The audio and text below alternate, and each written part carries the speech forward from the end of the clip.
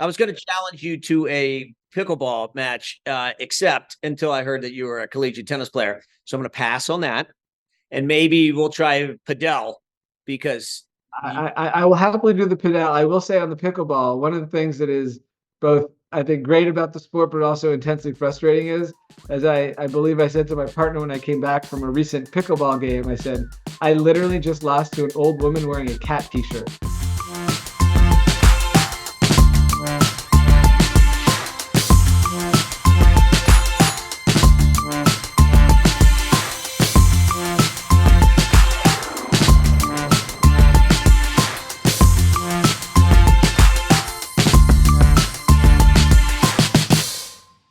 David, thank you for joining me. Glad to have you today.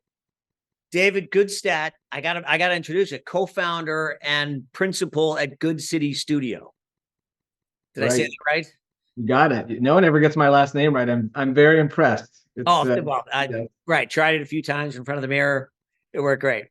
So listen, so you may be an unknown. Most of the guests I think we have are kind of known to our industry, but you may be one of the unknowns. But I think you are impressive. Your ideas are great. I think your story is great. So I wanted to bring you on for everyone. Thank you. And oh, by the way, maybe a happy new year to everybody. This is going to be January 1st of the year, first of the new season. Big 24, ready. Big, exciting things. So I got to say, when I found you, I think I saw a press release or a post or something on your new Ballers concept, which I thought was awesome. And then as I dug down the rabbit hole a little deeper, I saw the Fitler Club, and I kept going. Then I saw your work with Equinox, and now you're speaking our language, and now you're one of us. So I'm like, I got to know I have plenty of my own crazy ideas. You seem to have more. So I got to know, who is David, this guy with crazy ideas, and what's in his brain, and how do you get there?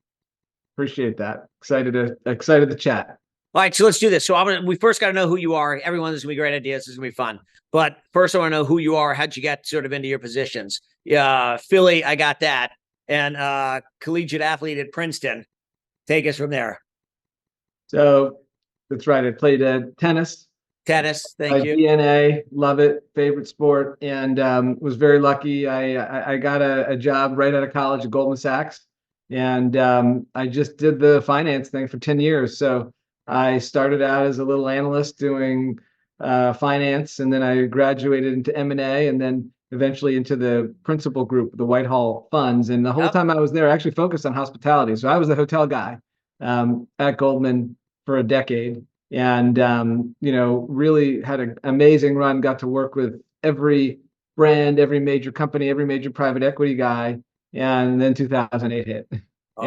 Oops. Yeah, exactly. So I ended up pivoting. I ended up at Morgan Stanley, believe it or not, for 2 more years, doing very much of the same.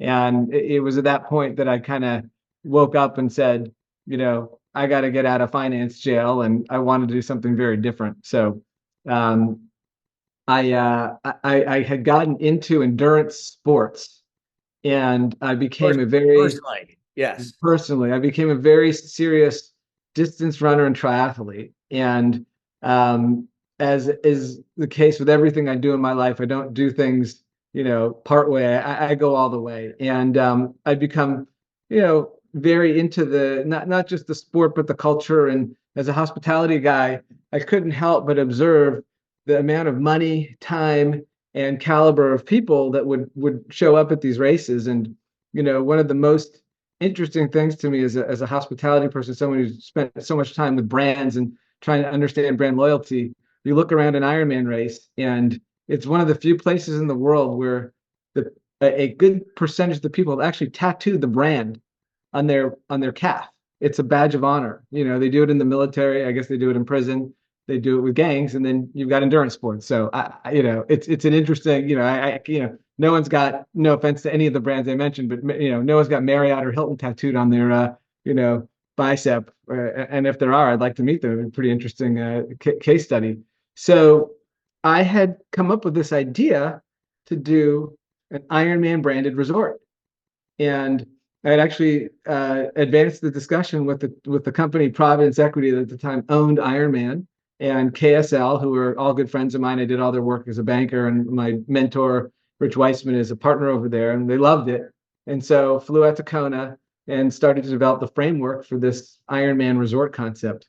I had just moved to Philadelphia, and at the same time, a good friend of mine, Dean Adler, said, "Hey, I just was with Jeff Blau and Stephen Ross, and they're thinking about doing a hotel at Hudson Yards, and they think maybe Equinox could be a hotel brand. You should talk to them." And he knew about what I was doing with Ironman, and I said, "Great." So I went and I met the CEO of Equinox, Harvey Spivak, and he sits me down in his office, and I go through the whole spiel of, Ironman resorts and high performance, blah, blah, blah.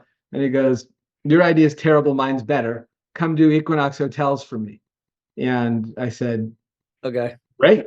And, I kind of sat on it for a couple of months, and I got a call, I don't know if that was early fall, late fall, I got a call, and it's Jeff Blau. And he's like, "So are we doing this or what?" Where are you? Let's go. I said, I like, "Sure. What, like, can I like at least like discuss like what the package looks like? And, how do I, like, I'm living in Philly. Am I coming to New York? Blah, blah, blah." So anyways, that was my entree from, that was my escape from banker jail into development and brand and, all the stuff that's kind of taken me the last really 12, 13 years at this point.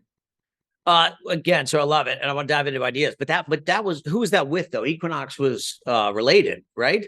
Who Yeah, did? so related, yeah, the principals of Related Yeah, are the owners of Equinox, right. and they brought me in to create the Equinox brand. What is Equinox as a fitness brand mean as a hotel concept? And at the time it was me as a consultant, eventually moving into a full-time role, and from there working with a bunch of folks on the Equinox team to really tease out what does an Equinox hotel mean on a white sheet of paper. And we hired, a couple interesting folks on the consulting side who do brand work. And we eventually hired an ops person and a design person and a marketing person. And, it was really just an amazing project to work on. And, I was there for close to 5 years and was able to shepherd, the idea into a physical, manifestation of what is now the Hudson Yards Hotel. The program is remarkably similar to the very first thing we drew and, and programmed out.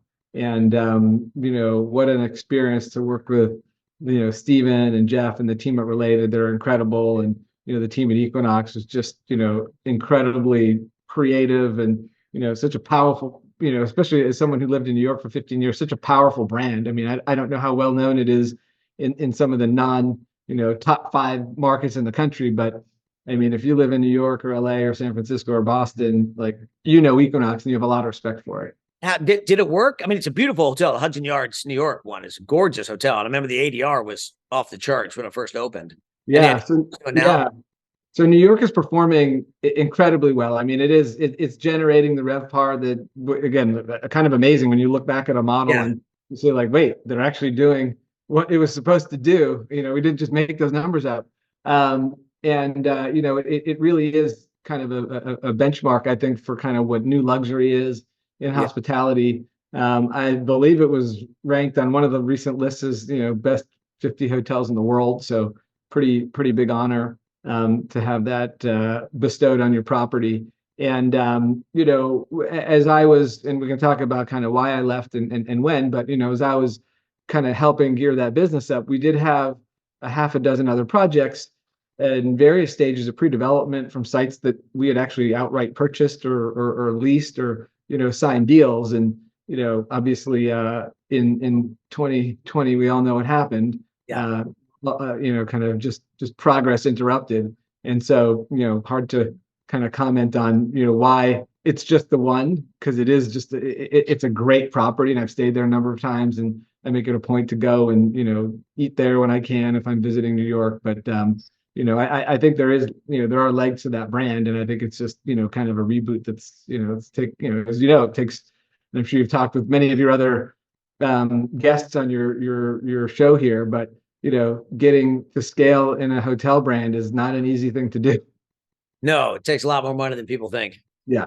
But do you think that even the one proved the concept that you had of sort of the Ironman resort, that people were devoted, or you just think it was good location and a good execution?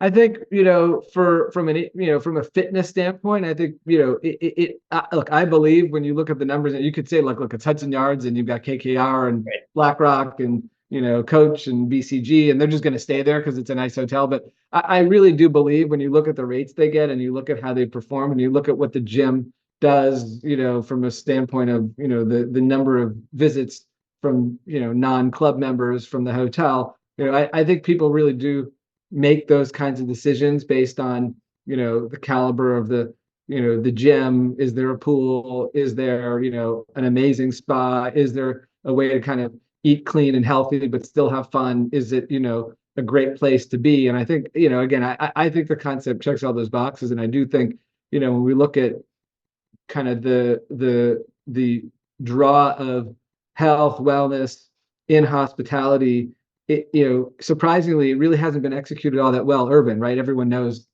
retreats and resorts and Canyon Ranch and Golden Door and the, 8,000 other offshoots that exist now. But, from an urban standpoint, Canyon Ranch tried it once. I don't think they executed well. Upper East Side, New York, it was weird. The one in, Miami is now something else. And it just wasn't quite there. But I think, when you look at Equinox, you look at Lifetime, they're doing it with residential now. And, I don't think it would be elite to see them try and figure something out, on the hotel side. And it is funny because hotel guys have tried it. Marriott tried it with Renaissance and Club Sport. And again, having visited one of those in my, other life, I saw the appeal of it. I think there were some challenges on execution that maybe folks haven't cracked the code, and certainly Intercon with their Even brand, I think had some similar kind of opportunities, but also challenges in the way that brand rolled out. So anyways, I've said a lot, but hopefully this is what you're going for. No, this is perfect. I love it. And I guess you need. Are you telling me that there's gonna be a Peloton hotel in my future? Look, there's a Nobu hotel, so I don't know. Maybe there will be a Peloton hotel. I mean, no, but I do think for certain brands, I think they are able to make the leap. It's shocking to me, Ralph Lauren hasn't done a hotel. I mean, you want to talk about a lifestyle brand that could, Yeah, really. you close your eyes and you just hear, the Ralph Lauren hotel, the Polo Hotel. There's a Polo bar. There's certainly could be a Polo hotel. So Oh, I think there will be, more as you look at how the brands, to like slicing the salami even thinner with kind of made up brands. It is surprising to me that you haven't seen more actual brands partner with the big brands to, create, concepts that have a little bit more definition around them. So, yeah, anyway, interesting. yeah. That's a great point, actually. All right, why'd you leave? So you were all deep and things were going great. Why did entrepreneurial spirit grabbed you? Why'd you leave? Yeah, I mean, so a couple of things. One, I was actually living in Philly and commuting to New York on a, twice weekly basis. I was traveling all over the place, That happens. all over the country, all over the world. And, I was looking to do something. I loved working with the team there, but it wasn't mine, right? It felt like mine, but it wasn't. And, as the team grew, I found myself just saying, wow, I would, I actually think I could do this, right? I think I could do something on my own. And really for me, it was it was predicated on, we had been doing a lot of work studying club and club-like concepts. We actually contemplated, do we make the Equinox Hotel private, the whole thing, Oh, yeah. like an early version of maybe what Soho House is Oh, today, yeah. right? Which is basically a private hotel. Yeah. And so we had done a lot of research. I was out in San Francisco. I stayed at this place called the Battery. I was fascinated by it. I went back again to see it, and it was incredible what they had done in terms of taking that, the old stuffy members club and kind of turning it on its head. And I know in London there were a whole bunch of recent precedents with like the Five Hertfords and the Annabelles and the arts clubs that had already done that, but in the US it was new, right? I mean, you kind of sort of had core club, but it wasn't really geared towards Right. like the everyday urbanite, right? It was really more for that, hedge fund masters of the universe types. And but what struck me was there was a small gym in their basement. It was nice, like a hotel style gym. And, it was an upcharge for the members. And the woman running the gym actually admitted to me, she said, well, most of our members don't pay what was at the time $70 a month to use the gym here. They go to the Equinox down the street, which by the way is like $300 a month. So I was like, Right. all right, wait a minute. Like, what if you had a club that actually had a great gym? Could you, instead of charging 270, could you take the 200 and the 300 and make it 400 or 450? Yes. And would somebody do that? And so that was really the idea of how my club in Philadelphia, the Fitler Club, was born. And I remember like first words I wrote down were Fitler Club because I live in Fitler Square, and it means Okay. nothing to anyone outside of Philly. But I can promise you, the guy, he's actually was a mayor of Philadelphia. He was a founder of the old school club in Philly, which is called the Union League. So I kind of delighted in the irony of co-opting the name of someone who kind of established, one of the old clubs Love it. that would disrupt. And and just wrote out this business plan on a flight home from San Francisco, and I was just consumed for basically a year and a half trying to get this thing going, and it was probably like a land speed record of getting a project done from start to finish. I signed a lease in November of 17 and had a open facility in January of 2019. Oh, At least the first part of the facility, and open our event space. yeah. So So tell us about the Fiddler Club for those of us who don't know. yeah, so Fitler Club, the best way I could describe it is it would be is if people don't know the Battery, then I'll use Soho House as the reference point. Okay. So if you took a Soho House and made it to an Equinox, and then for good measure threw in an elevated workspace like a Noya House, that's what the club is. It's 115,000 square feet. The fitness component is close to 30. It's got a lap pool, a spa with some treatment rooms, a number of fitness studios, and all the other toys. The workspace is 35,000 square feet. It's a mix of office suites, private offices, and some dedicated desking areas. There's a gallery space where members of the Fitler Club can actually go and kind of get kind of hot desk kind of seating at any point during the day. And then the club itself has 14 hotel rooms. We have 10,000 feet of meeting space with a 5,000 square foot ballroom, a room that we call the trophy room with a bowling alley and its own bar, a movie theater, like a proper movie theater, like Soho House style, and then 2 restaurants and 2 bars. So And a pretty membership. You have to be a membership to use a this. private club. So initiation fee, monthly dues, food minimums, the whole 9 yards. Yeah. So this is your, and I want to know about cap stack and I want to know about all the above, but this was your, I get it. This was your membership club, Equinox, Soho House, whatever. Meet your Equinox Hotel, meet your hotel, meet your co-working. You're putting it all together in one building. That's impressive. Thank you. Yeah. A lot of work too. Yeah. And it took you, what, a year and a half to sort of get that open? Did I hear that Yeah, right? yeah. I mean, we raised capital over the basically summer of 17, signed a lease in late fall, and just we raced. It was pretty exciting. Do you lease the whole building? That's it. What are you, the whole thing, or is it a So bigger building? we're about 115,000 feet in a 700,000 square foot building. Okay. So Liebert Adler's our landlord, which is actually, ties into our next project because they're my landlord again. Love it. So hopefully we're doing something right. And Dean loved our concept because as soon as we signed our lease, he leased up the rest of his building, and he leased it up, frankly, north of where he thought he was going Of to be able course. to, because who doesn't want to locate their headquarters or their offices in a building that's got what we have? So, Cool we've stuff. been an interesting case study for a lot of developers and, even hotel, apartment, mixed use office guys who, kind of look at what we did and say, well, that makes a lot of sense. And it makes a lot more sense now with kind of the disruption that's happened in commercial in particular. So Yeah. I mean, I should ask how you made it through COVID and all that stuff, but I want to go back to the cap stack. Where you just friends and family investors or institutional investment? yeah, Like, it was, I would say, predominantly friends and family. We had close to 130 investors, but two main, co-founders. One was a very good friend of mine who had a fund called, at the time, Admiral Capital, now Vero Capital. David Robinson, the basketball player, partnered with my good friend Dan Basicus, who was actually a longtime Goldman colleague of mine. So we've known each other for 20 years. And then we had another partner, local high net worth guy who has a big money management business as well, a guy named Michael Foreman. And those were my two co-founders of the club. How many of your investors are athletes versus just finance guys? I would say most of our investors are just, Philadelphians who like were Okay. proud to see something like this Yeah. happen in the city. And, a bunch Yeah. of them, and I had a few triathlete and running buddies who came in, but the vast majority are just, people who live in Center City who are like, the city needs this.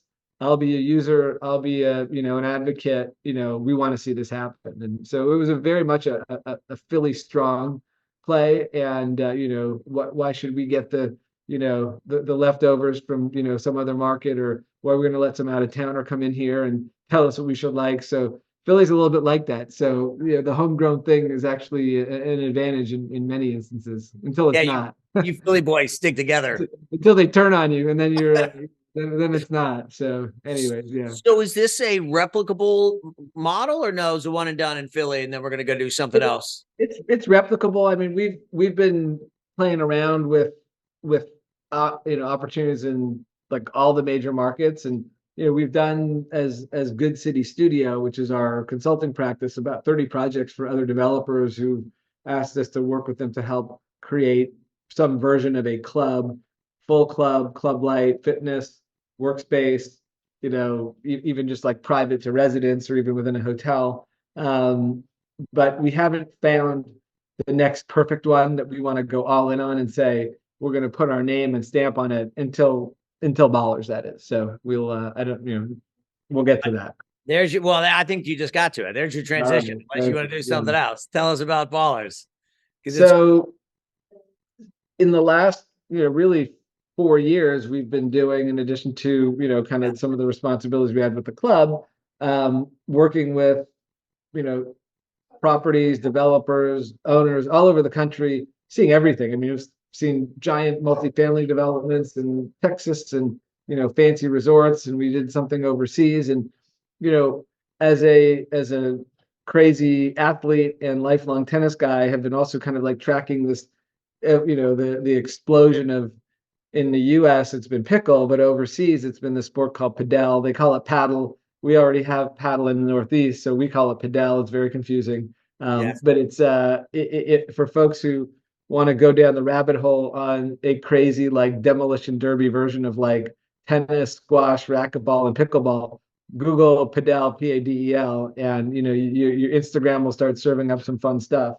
But we've been working on this building with the folks at Lubert Adler. It's an old historic power plant in our version of Williamsburg. It's called Fishtown.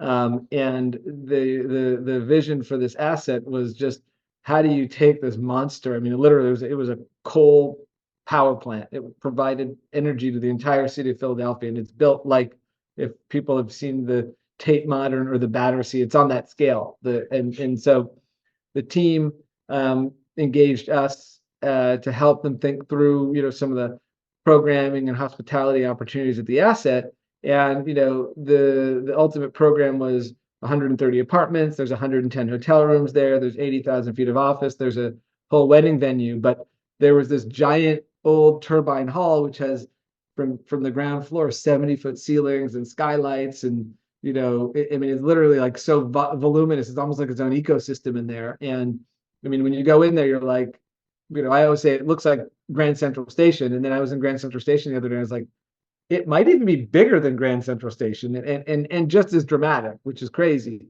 And we just couldn't figure out what to do with it. And Dean Adler, who runs Lubert Adler, had just like this just kind of amazing vision for like all the different things that could go on there, right? But it's like, what do just because something could go in there, like what's the right use? If you've got residents in a hotel, like, could it have been some incredible experiential, art thing? Sure.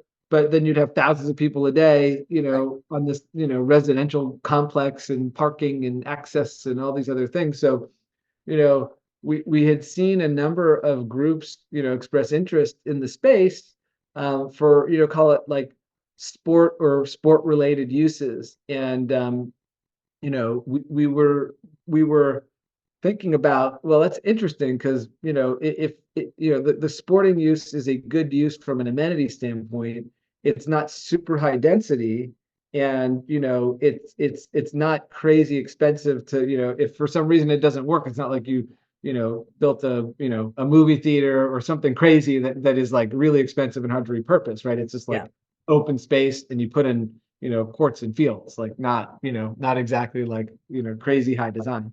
So we had this idea around what would a multi-sport concept look like, and so many folks I think today are going at this like they're pickle or they're golf or their soccer or their whatever, right?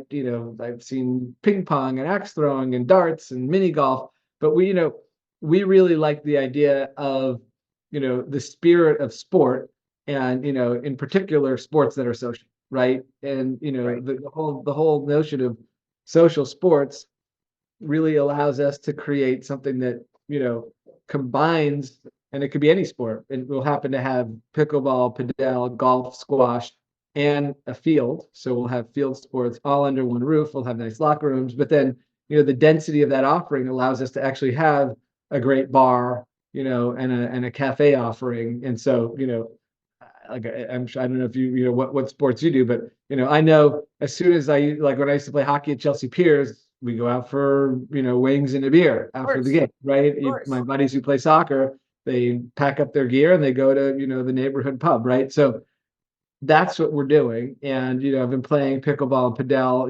Pickleballers sometimes even drink while they're playing, which is Right. not how I'm going to do it, but fine.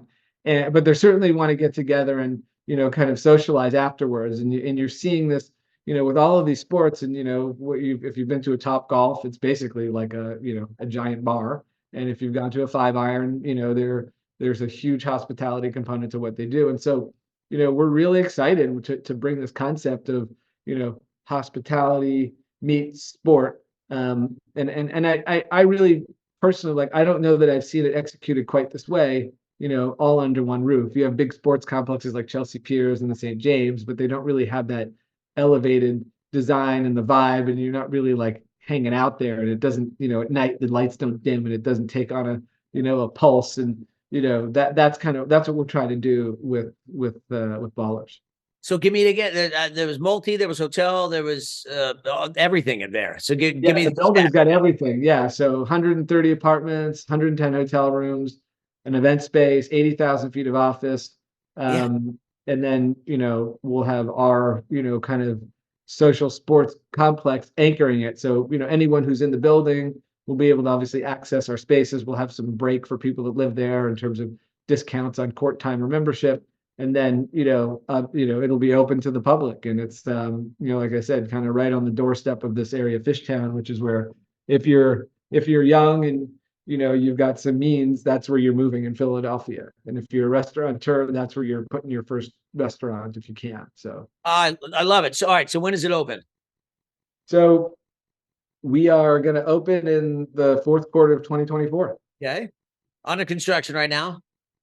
Pre-construction. We're just finishing Pre-construction. up our docks, and And will the whole building be open at the same time, or the the other? building, Are you the gonna open it? building's actually open, so we'll be the last thing to go in, which is Okay. great. Yeah, yeah, That's the right way to go. You don't want to be first. Better yeah. last. Don't want to be first, Let exactly. them go. Let them go. Yeah. So talk to me, because I'm fascinated also by, and I want to know what other concepts you've got coming next. But I'm into this membership. Is it like it feels like you figured out this membership model, right? Yeah, I mean, for Fitler Club, that is obviously it's a private members club, so Right. and we've worked on like every different version of a membership club model you can think of, from super high price initiation fee, high dues, to no initiation fee, modest dues, to like the high value low Right. price stuff on the fitness side, where it's the $10 a month kind of stuff. So So we've what kind works? of What works?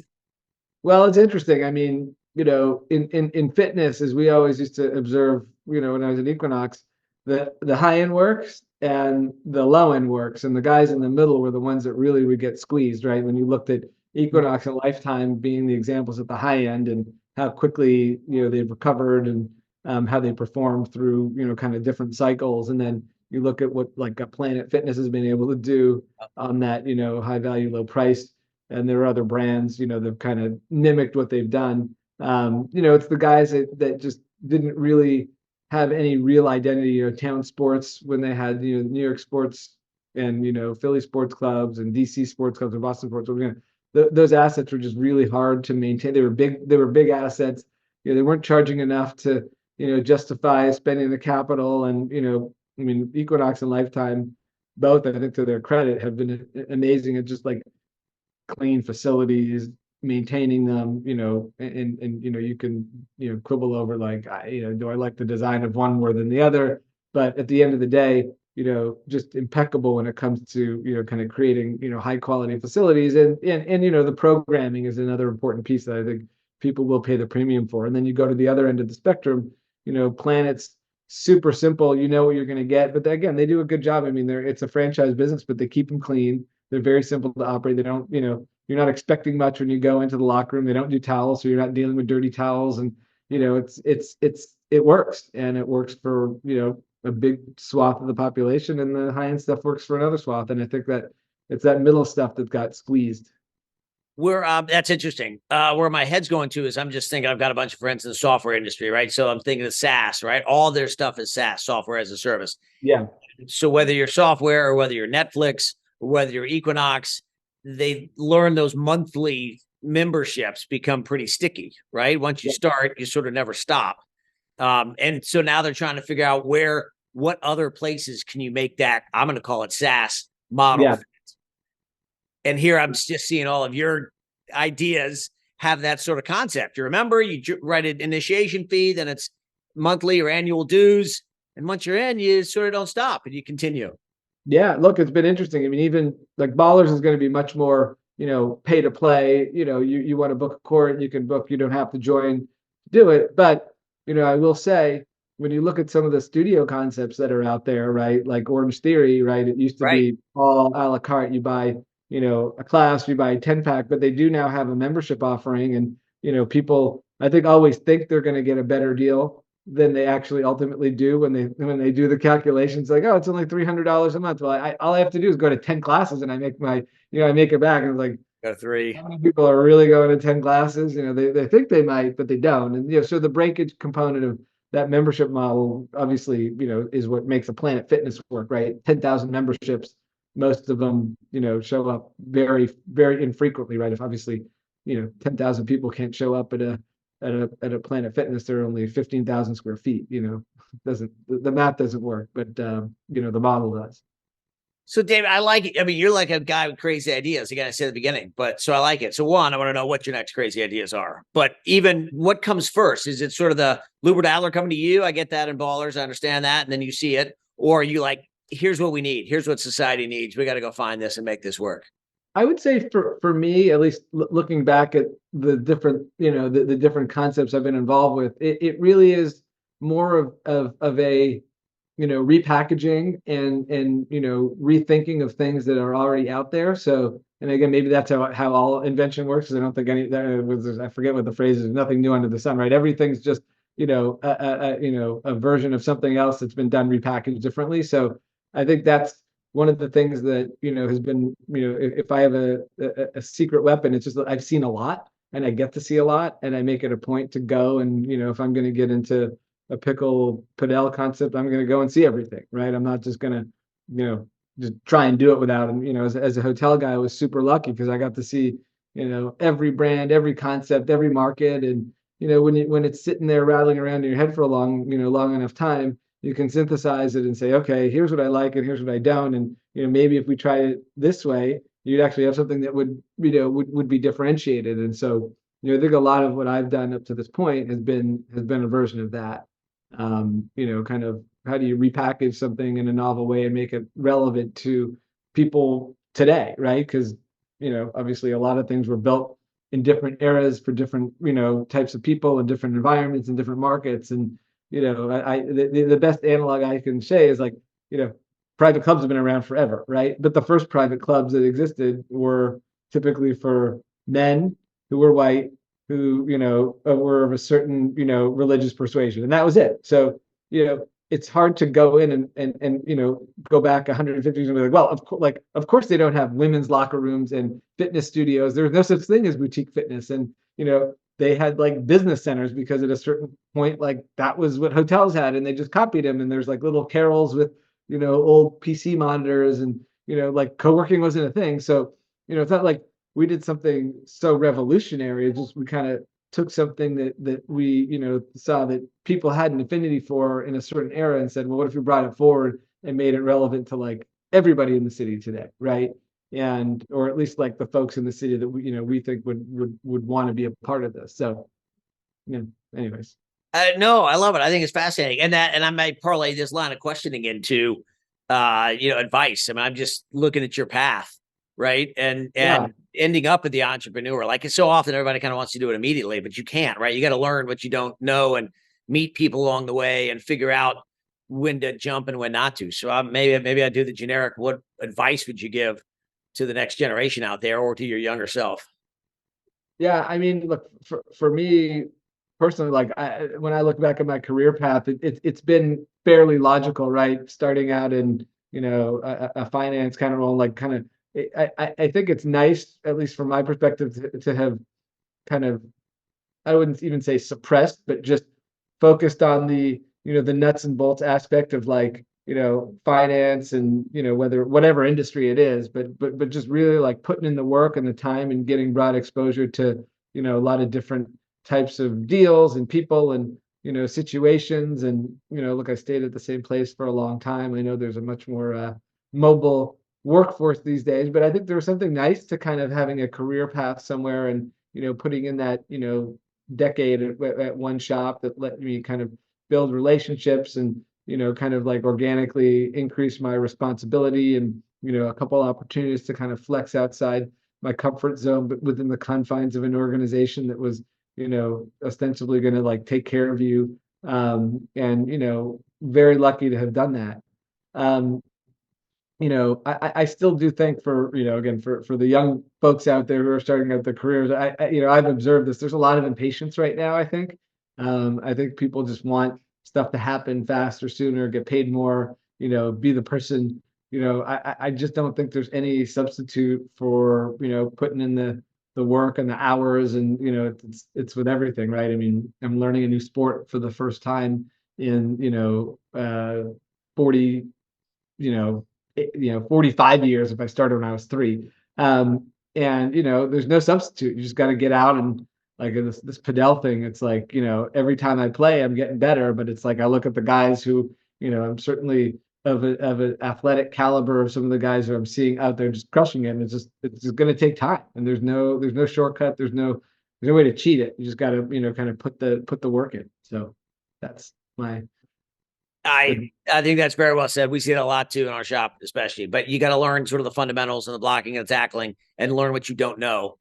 And oh, by the way, meeting the people right in the industry, and then shockingly, the opportunities sort of come to you, and they're not big leaps of faith. They're easy, obvious, no brainer decisions. That's right. So, all right, give me what's your next crazy idea? Once you get ballers up and going, what's the next? The next crazy idea is 10 more ballers, and then and then we sell it, and then I'm off on a beach somewhere. People. I mean, that's the thing, right? You build these ideas, these entities, you grow them. Soho House just sold is what makes me think of that. So if you can get those things traded at big numbers, I love it. Let's go. So I recommend the SaaS membership model, sticky. Then I'll go back and do my Ironman resort finally. Once eventually we're going to get to the Ironman resort. Eventually. David, this is great. Listen, thank you for coming on. I was going to challenge you to a pickleball match, except until I heard that you were a collegiate tennis player. So I'm going to pass on that. And maybe we'll try padel because I will happily do the padel. I will say on the pickleball, one of the things that is both, I think, great about the sport, but also intensely frustrating is, as I believe I said to my partner when I came back from a recent pickleball game, I said, I literally just lost to an old woman wearing a cat t-shirt. So that can happen in pickleball. I promise you it's not happening in tennis, and it's very unlikely to happen in padel. Pickleball, I think it's a lot more democratic. So I think I could, be out on the court with Andre Agassi or with a no name and, be equally either competent or incompetent, depending on what your view of my game is. my shared story. My daughter started a pickleball league at her high school, and they had the championship game in the gym, and it was 2 senior guys against 2 freshman girls. Yeah. I'll let you guess who won. Yeah, exactly. I know who won. That's funny. I love it. Yeah, it's super fun. Dave, this is great. Thank you for the time. Come see me next time you're in Atlanta. We'll check out some sites. We'll check out some baller sites for you. All right. Make that happen. I'm in. Thank you for your time. I loved it. Take care. Thanks, Pete.